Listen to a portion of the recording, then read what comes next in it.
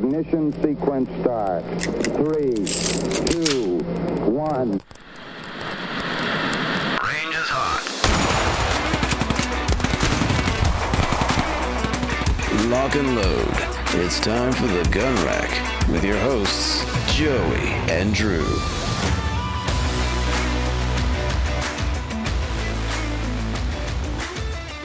Hello, everybody. Welcome to the Gun Rack Sonoran Desert Institute School of Firearms Technology's official podcast. I am Drew Poplin with you here on episode 198. So crazy. Guys, thank you so much for sticking with us this long through everything. Almost made it to episode 200. That's so incredible. Today, we are talking about the ultimate survival guns, according to guns.com. Happened to come across this article. Really excited to get into it. But before we do that, a couple of quick things. First, I want to talk to you about Sonoran Desert Institute. Sonoran Desert Institute, SDI, is an online school. We help students learn the skills and techniques that they'll need to be successful in both the firearms and the unmanned technology industries. Now, SDI is accredited by the Distance Education Accrediting Commission, the DEAC, and currently, since this is a firearms podcast, let's talk about what firearms programs we offer.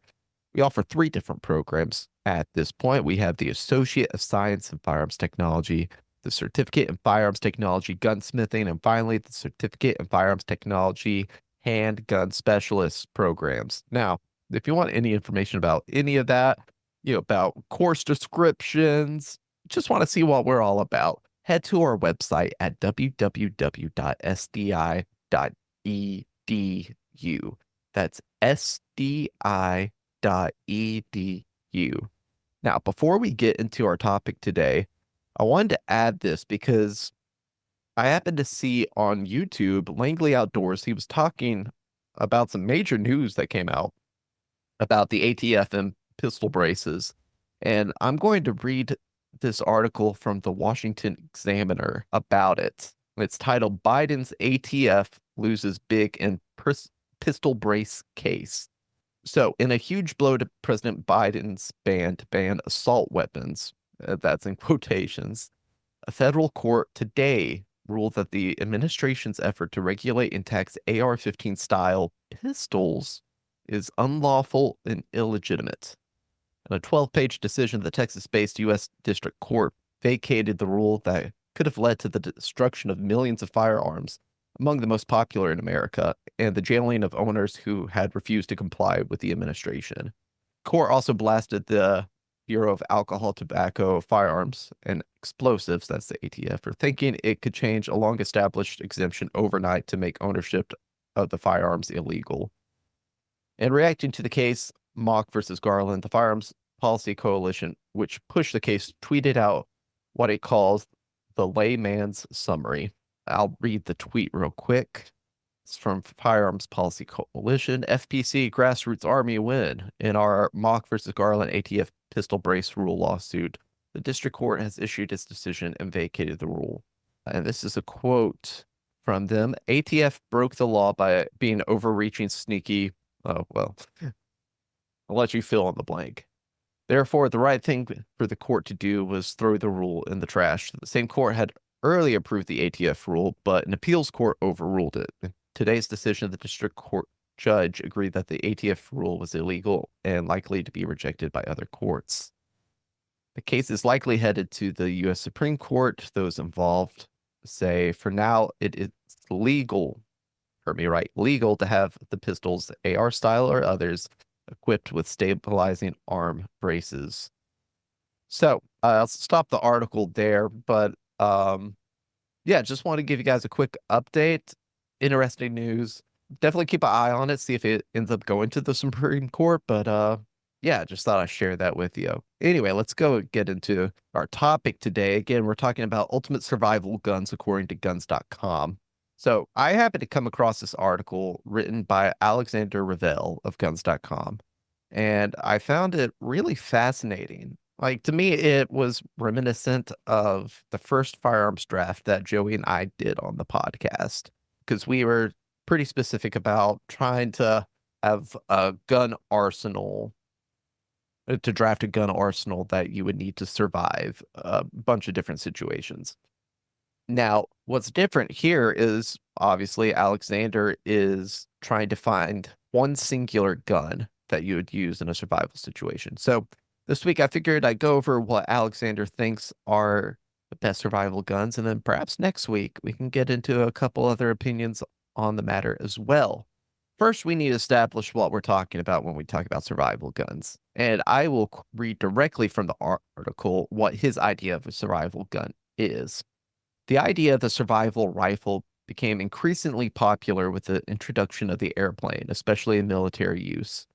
Pilots and air crews, especially units carrying cargo over vast distances of wilderness, needed a firearm as a survival tool. With the increase in downed pilots in combat zones over the years, the concept has evolved several times over. While the survival gun has gone through many iterations over the years, the basic concepts have remained the same. Ultimately, the survival rifle should be a light and versatile platform that can be easily stored. It doesn't have to be the best at everything, but it should be capable of hunting and some basic levels of home defense. So that's basically the definition that he gives for what a survival gun is. I think, obviously, that could be a broader category, but I appreciate that he gave an idea of some parameters. So now that we have that established, let's take a look at each gun Alexander brings up as a possibility. First one he lists is the Henry AR-7 U.S. Survival Rifle. Shoots a caliber of 22, capacity of 8. It's a semi-automatic and has a barrel length of about 16 inches. And what's cool about this gun is if your main concern is something that's easy to carry and you're looking for something that has the ability to break down into very compact carry, this is a very solid one. Essentially, this rifle can be broken down, like, you twist off the barrel and everything. It can be broken down to fit inside of the buttstock, which definitely would make your life easier, especially if you're having to carry other vital tools and food, stuff like that. So how does this fit as a survival gun? Well, obviously, it is nice that it can be broken down easily. And Alexander makes a point to highlight the advantage of the 22 long rifle round in that you're able to carry a lot of it. If you're able to accumulate a lot, you're able to carry around a lot of it because it's so lightweight. And 22, it's used practically everywhere. So your options for getting scrap ammo might be higher than it would be for another round. Now, having said that, if you're using it for protection against larger prey or enemies, you might be in for a bit of a rough time with the 22. I'm not saying it's completely ineffective, but certainly does not have the stopping power that other rounds have. And I'll read exactly what he says about it. Before I do that, he actually mentions some honorable mentions. He mentions the M6 survival rifle, a break action over-under design that had a top barrel chambered for 22 Hornet with a bottom barrel chambered for 410 bore shotgun shells. This newer design gave the user more options for defense and hunting. That's really the main one that he lists as far as honorable mentions. But anyway, the Henry AR-7 U.S. Survival Rifle. The Henry AR-7 U.S. Survival Rifle is one of the most popular designs out there. The semi-automatic 22 LR is a takedown rifle that can be compactly stored. The small and light 22 LR cartridge is so light that it can be easily carried in bulk. While the 22 LR is not the most powerful cartridge in the world, it is readily available in many parts of the world, and its rifle is effortlessly disassembled with the removal of a threaded barrel nut and a retained pistol grip screw in the receiver. The receiver barrel and magazine are all stored in the polymer buttstock, making it compact enough to fit in a backpack. So you see why this is one of the most popular designs on the market. Now, if you're looking for something that has a little bit more stopping power, but you also want the capabilities of a 22, perhaps you could take a look at his second option, which is the Savage Arms Model 24. So as I mentioned, this is a break action over-under combo gun. So it shoots 22 long rifle and a 20 gauge shotgun shell. I believe the capacity, and this is going to be difficult if you're in a fighting situation, but I believe the capacity is one each. It has a barrel length of about 24 inches. Now, to be perfectly honest with you, I'd never heard of over-under combo guns before reading this article. Turns out it's a lot more popular of a concept than I was aware of. So, feel a little silly for never hearing of it, but hey, you find out new things every day. The advantages of having essentially two guns in one is it doesn't require a lot of explanation, particularly if you're using it as a hunter. Now, you are able to use the 22 for stuff like smaller game, and then if you have to, you know, if you have to shoot something that's larger, then you have the 20 gauge ready for that. Now, because of the capacity, you're going to have a difficult time if you're using it for self-defense. And given that it doesn't break down as easily as something like the Henry, I'd say between those two, it kind of just becomes a matter of preference and situation. Like there's going to be a trade-off, whichever one you choose. So while these first two definitely different, like they had similarities, but were different, these next two that he lists are pretty similar. The first being the Car 15 XM177, and that is a lightweight carbine version of the M16A1. But more specifically, he talks a little bit about the GAU-5. Now, if you're unaware, GAU stands for Gun Aircraft Unit. And so this is what he has to say. Sadly, moving past World War II, pilots and air crews became less concerned with surviving the elements and more concerned with evading enemy forces. With the introduction of the AR-15, M16, a whole new design of rifle became available for modification in the 1960s. It has a couple pictures on here. It's of the Brown L's BRN 16A1. It's basically a copy of the GAU-5, which the GAU-5 is the survival rifle version of the Car 15, if that wasn't confusing enough. Anyway, while many people are familiar with the Car 15, which is Colt automatic rifle carbine version of the AR-15, not as many people are familiar with the GAU-5. The AR-15 was naturally a light firearm that was easily broken down into upper and lower receiver, making it a perfect candidate for a survival rifle. The GAU-5 was the survival rifle version of the Car 15 that was placed in aircraft ejection seats and survival kits, offering downed air crews a true combat rifle to defend themselves. So this thing is chambered in 5.56 NATO, has a capacity of about 30 plus 1, barrel length, I think, of 10 to 11.5 inches. There's a fixed carry handle, faux moderator muzzle device, and a thin clamshell handguard. It's very reminiscent of an M16. So you have that, and definitely it's a big jump from the Henry and the Savage. But where does this last rifle come in? Well, again, it's very similar to the GAU-5. This is the DRD Tactical CDR-15, also chambered in 5.56, but it is also offered in 300 blackout, 30 plus 1, a little bit of a longer barrel at 16 inches.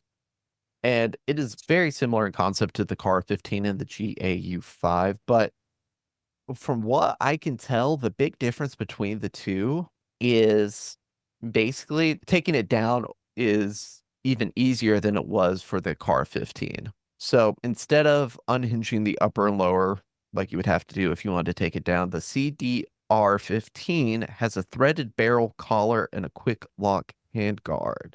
So basically what this does, this allows you to basically detach the barrel and keep your upper and lower receiver attached, which I think ultimately is going to save you a lot of time if you're in a survival situation or if you need to get that thing assembled quickly.